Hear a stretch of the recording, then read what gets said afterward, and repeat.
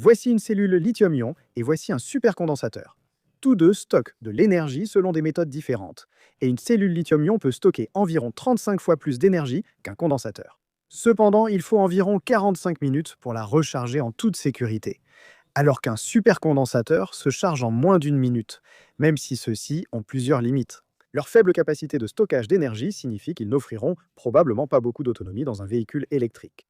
Utiliser ce type de stockage d'énergie est aussi plus complexe qu'une batterie au lithium, en raison des taux de décharge. Avec une voiture à moteur à combustion, la puissance que le moteur délivre ne dépend pas de la quantité de carburant dans le réservoir. Le moteur continuera à fonctionner à pleine puissance même s'il tourne presque à sec. Avec une voiture électrique, la puissance du moteur dépend de la tension de la batterie. Elle est plus élevée avec une batterie chargée qu'avec une batterie déchargée. Cependant, cela n'est rien comparé au supercondensateur.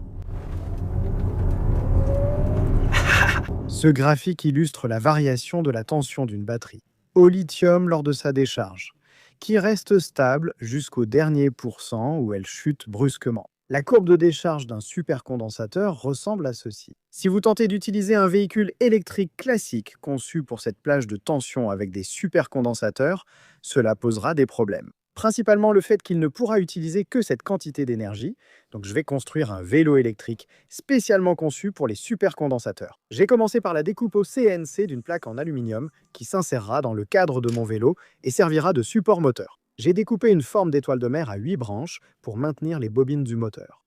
C'est exact, je construis mon propre moteur de vélo électrique. L'étape suivante était de découper le rotor, la partie tournante, et aussi à maintenir tous les aimants qui ont été collés dans le rotor avec de l'époxy et orientés en position alternée. Un aimant avait son pôle nord vers le haut, le suivant son pôle sud vers le haut, et ainsi de suite. Pendant que la colle séchait, j'ai commencé à fabriquer les bobines avec ce fil de cuivre émaillé de 0,8 mm qui sera enroulé autour de ce noyau imprimé en 3D. J'ai utilisé ce gabarit en aluminium et un insert 3D pour protéger le fil de cuivre, puis je l'ai fixé sur un support solide avant d'enrouler la bobine. Et oui, j'utilise ma calculatrice avec sa fonction réponse, plus simple pour compter le nombre de tours de bobine, dont j'ai besoin de 150. Et croyez-moi, ce n'est pas amusant de perdre le compte. Après 150 tours de fil de cuivre, j'ai fixé le fil avec un peu de colle et je peux le retirer du gabarit. Ensuite, pour éviter qu'il ne se déroule et devienne un monstre de spaghetti cauchemardesque, j'ai ajouté de la colle pour tout fixer, puis retirer le fil de sécurité. Nous avons une bobine de moteur, mais comment cette bobine peut-elle faire tourner le moteur ? Si nous connectons la bobine directement à un supercondensateur, cela va créer un courant dans la bobine qui va générer un champ magnétique. Et selon la polarité de ce champ magnétique, il va attirer l'un des aimants, ce qui fera légèrement tourner le moteur. Mais pour le faire tourner davantage, il faut inverser le courant dans la bobine en échangeant les connexions. Cela attire l'aimant suivant et doit être commuté 16 fois par rotation du moteur, ce qui est impossible manuellement. Il faut donc fabriquer un contrôleur de moteur. Le contrôleur de moteur comprend plusieurs composants. C'est un ensemble d'interrupteurs électroniques qui transforment le courant continu des supercondensateurs en courant alternatif pour la bobine. Je voulais construire mon propre contrôleur de moteur, comme montré ici, mais j'ai commandé les mauvais composants. Donc ça a plus ou moins fonctionné pendant quelques minutes avant de lâcher. J'ai trouvé un contrôleur de moteur à balai pouvant inverser la direction d'un moteur à courant continu et j'ai compris que je pouvais le modifier pour produire du courant alternatif pour ma bobine. Ce contrôleur de moteur ne permet pas le freinage régénératif, mais peut alimenter mon vélo avec une carte de contrôle externe et un peu de code personnalisé. Quand vous faites du vélo, vous ne vous êtes probablement jamais demandé à quel moment appuyer sur les pédales. Votre cerveau sait instinctivement quand exercer une pression, lorsque votre pied est en haut et qu'il passe la ligne centrale. Si vous n'aviez aucun repère sur la position de votre pied, vous finiriez par appuyer au mauvais endroit, ce qui ferait tourner les pédales à l'envers ou les empêcherait de tourner tout court. C'est exactement ce à quoi le contrôleur de moteur doit faire face, car il n'a actuellement aucun moyen de détecter la position des aimants. Par conséquent, appliquer des courants dans des directions aléatoires à la bobine ne mènera à rien. Il faut donc indiquer au contrôleur du moteur quand alimenter la bobine. J'ai monté un ensemble de petits aimants alternés sur le rotor et j'ai installé un capteur magnétique sur le support du moteur. Donc, lorsque le moteur tourne, le capteur va produire soit un 1, soit un 0, selon la polarité du petit aimant le plus proche. C'est comme si votre cerveau repérait que votre jambe droite est en haut, donc il arrête d'appuyer sur la pédale gauche et commence sur la droite. Ensuite, lorsque votre jambe gauche arrive en haut, arrêtez d'appuyer sur la pédale droite et commencez à appuyer sur la pédale gauche, et ainsi de suite. Pour démarrer le moteur, j'appuie sur la manette d'accélérateur, envoyant un signal à la carte électronique avec le code de contrôle que j'ai écrit. Elle lit ensuite un signal du capteur moteur et détermine la direction du courant à appliquer à la bobine. Elle transmet ensuite l'information au contrôleur du moteur pour alimenter la bobine et, idéalement, inverse le courant à chaque passage d'un nouvel aimant.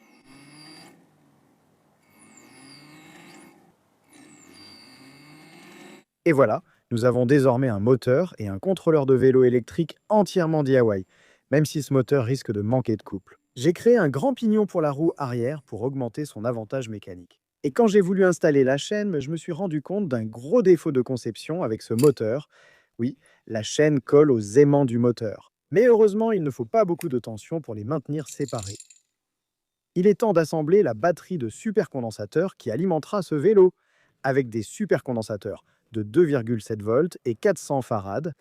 Oui, vous avez bien entendu, ce sont des condensateurs de 400 farads et une fois soudés en série, ils devraient stocker 11 881 joules d'énergie. Ce qui semble beaucoup, mais c'est à peu près la même chose qu'une pile AA.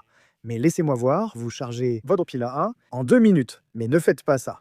Je décline toute responsabilité pour les incendies causés par la charge rapide de vos piles AA. De plus, je doute qu'une pile AA soit capable d'alimenter un vélo électrique. Maintenant, tout ce qu'il nous reste à faire, c'est enrouler les 7 bobines restantes, toutes les souder ensemble et emmener ce vélo pour un essai. Les supercondensateurs sont chargés. Je porte un casque car la dernière fois que j'ai roulé avec ce vélo et un disque en acier de 5 kg en rotation entre les jambes, c'était irresponsable de ne pas en avoir. Donc, la sécurité avant tout, les gars, d'accord? Branchons-le et faisons-le tourner.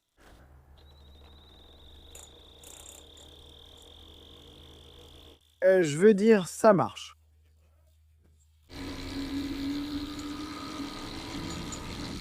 Je ne sais pas quelle autonomie j'ai, donc je vais faire demi-tour. Parce qu'on fait tourner ce vélo avec des condensateurs. Après avoir remis la puissance, je peux déjà dire qu'il reste très peu d'énergie. Eh bien, c'était excitant. Il me reste encore un peu d'énergie. Ouais, c'est pas génial, je pense que c'est fini.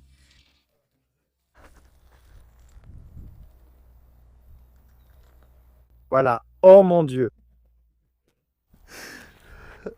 Ce contrôleur de vitesse n'ayant pas de freinage régénératif, il me faut un moyen de recharger les supercondensateurs. Donc, ce que j'ai ici, c'est ma batterie de vélo électrique au lithium-ion branchée directement sur mon chargeur de batterie au lithium. Et ensuite, à partir de là, c'est branché sur les supercondensateurs, ici en bas.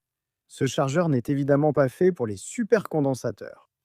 Si je fais semblant de charger une batterie nickel métal hydrure ou nickel cadmium, je crois que c'est ça. Je peux faire comme si c'était une de ces batteries et il va augmenter la puissance ici. Ceci est un ampère. Voici la tension des condensateurs et stop. Et c'est comme ça que vous chargez votre vélo à supercondensateur.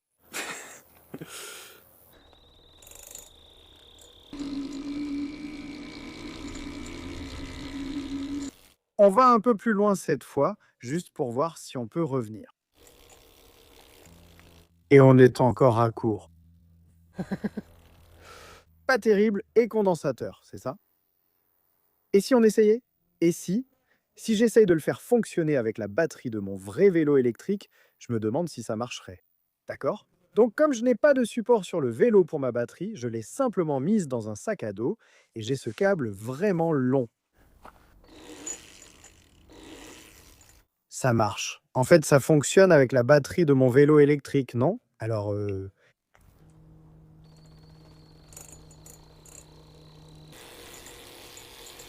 c'est bon. En fait,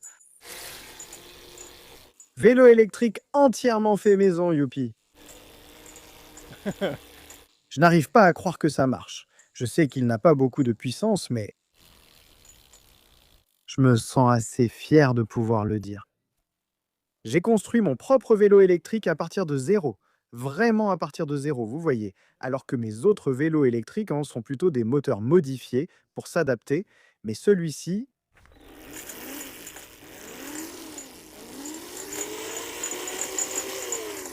C'est un vrai vélo électrique entièrement fait maison. Lors de la conception du contrôleur de moteur, j'ai choisi une carte avec option mémoire pour permettre l'enregistrement et l'analyse des données de test. À gauche, il y a la tension des supercondensateurs et à droite, la vitesse du vélo en mètres par seconde.